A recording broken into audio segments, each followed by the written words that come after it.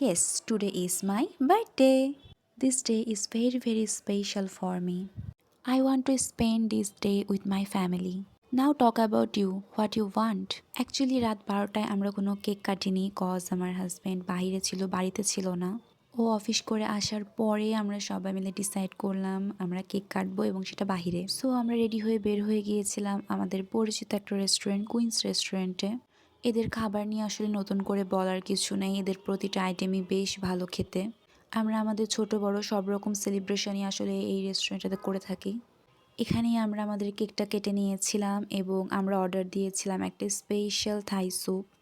স্যুপটা একটু ঝাল ঝাল ছিল, বাট কেন জানি না আমার ভীষণ ভালো লাগছিল বিকজ উইন্টারের মধ্যে একটু ঝাল ঝাল খাবার আমি প্রেফার করি। আর এই দিন আমার ক্যামেরাম্যান ছিল আমার হাজব্যান্ড আর ভিডিওগ্রাফার ছিল আসলে আমার বোন।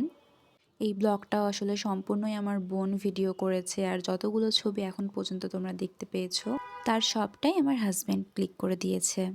দেন আমি আসলে কেক কেটে সবাইকে খাইয়ে দিচ্ছিলাম আর আমার বোন সেটা ভিডিও করে নিয়েছিল।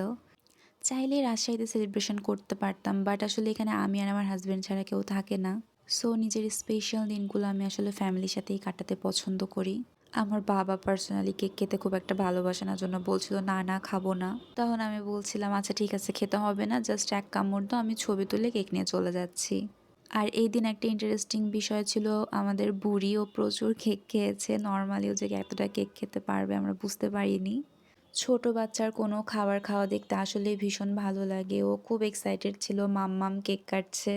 দেন আমি কেকটা ভালোভাবে কেটে নিয়েছি এবং কেকের সাথে অনেক ধরনের পিক তুলেছি, অনেক রিলস করেছি। ধীরে ধীরে সবটাই তোমাদের সাথে আপলোড করে দেব।